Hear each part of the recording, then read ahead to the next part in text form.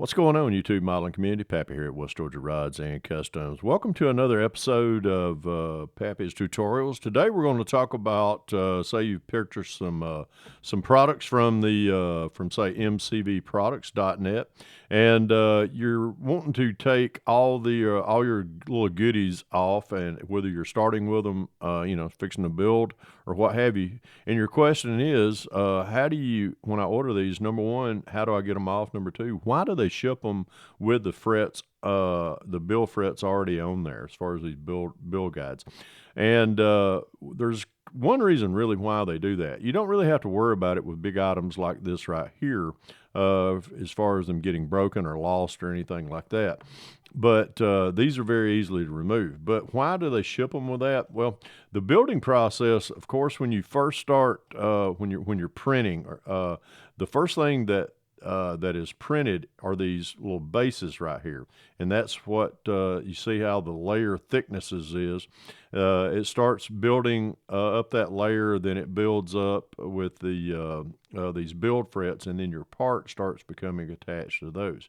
So the more little frets that you've got right there in the building process when it's layering, it helps out with a better quality as far as rendering of the details on each part, like these hubs, these locking hubs right here. These are just really just beautiful. And as far as the center hubs right here, same thing with the wheels, and that's why these are when they're in the printing process. This fret or this base plate is made first, then it's each layer, and the more frets you've got right here, the better rendering you get on your product right here, and it's more of a support. These are called supports, actually. I call them frets, but they're very thin. They're very easy to get your part off of. Sometimes with, like, when you order an engine or things like that, there's a lot smaller parts that may come in those engines and stuff like that really need the support in the, not only just the printing, but as far as in the shipping. So it's a little bit better to when you order it, that is left undisturbed. That way you can take that off as you start to build. I am going to take these off, put these into my tire collection, that way for a future build. But I'm going to show you how I remove these things. I've already started with removing the tire from this. But let's get all this out of the way. And the first thing that I do is I just take my thumb, and it's not going to hurt. Now, on like a wheel or a tire, yeah, I don't have to worry about breaking them. All I do is I just start taking and just start crushing all them out just like that, from the top, from where it's real wide right here, all the way down into that in there. Just take that, knock that off, take the build plate, what I call the build plate, take the product that you're trying to, sometimes you can just keep crushing, and sometimes the part will fall right off. Now, don't worry about if there's anything, staying attached right in here, because you're going to clean that up with a sanding stick or a hobby knife or something like that. Then just take and pull that off. You can always just take your fingers and just kind of rake each one of those supports right on off, and you've got a clean, very clean little product right there.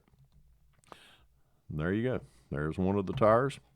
It can be a little messy, so I would suggest, if anything, as far as wearing, some protective equipment, you might want to put a glove on. These things could possibly, puncture your skin as they're breaking off. You might want to put some safety glasses on, or just a pair of glasses to keep these things, because when they do start breaking off, they might start becoming a projectile. They can be very, like I said, they kind of painful if they go into your finger. But I just take my thumbnail and just kind of just rake them down like that. Get all that, and you'll start feeling the part becoming loose. Get that cleaned out, and then see how easily these things come right off. And then you got your TSL Super Swamper tire there. Let's push this off to the side right here. Let's do the same right here. We'll push all those bill supports down into the bottom. Sometimes a good sharp fingernail, that'll do it as well. And then just twist them off. Clean that up with your finger, your sanding stick, or what have you. And there you go. You got that. You got some nice. I'm gonna leave these still on the fret, but really the easiest way to do them is just take them and give them a little twist. Matter of fact, we'll just do them as we speak. I've got a nice little case that we put all of our parts in here in the shop when I start to use them. See these little frets, and a lot of the companies that do 3D printing, they like for these. Sometimes they like for these these bill frets or supports, as they're really called supports, building supports. They like for them to be thick. Some people like for them to be thin, and I prefer the thinner type, like they use at MCV Products, and because they come off the sprue or come off the bill sprues a little bit easier. And then the same thing, I'm going to show you another, whoa, come back here. I'm going to show you another something also. I'll tell you what, let me get my trash can right quick. And how do I clean them up? I just take my trash can, take my old straight edge, drag it off into the trash can, and I'm ready to go to the next thing. What we do also as far as with the tires and wheels, I always like to kind of separate them and see how easily that little plate, see how, just take it and see it's already, see I can crush that one right on off right there. Same thing with that. But I like to separate them just a little bit before, and you can always break them off, take your sanding stick, clean them off. Let me see, I might not even have to separate the bill plate. Oh yeah, these things pop right off there. But see how easily these are, they clean up very nicely. And there we go. Easy peasy, as my friend Chris Cortell used to say. Easy peasy. And now, there we go, folks. Look at how easy those slide in there. I haven't even sanded those right quick. But that's why I like using the MCV products. They are just quality right out of the pack and ready to go. But clean them up, get them all ready to prime up, get them sanded. Spray them down with wash them. I would suggest washing them with some Dawn soapy water and let them dry overnight, and then hit them with some good color, either Tamiya or Mr. Hobby type primer, either gray, black, what have you, and then choose your color of what you're going to do the wheels in and the tires. I get a lot of suggestions sometimes on the tire colors. I like to use either NATO black, Tamiya NATO black.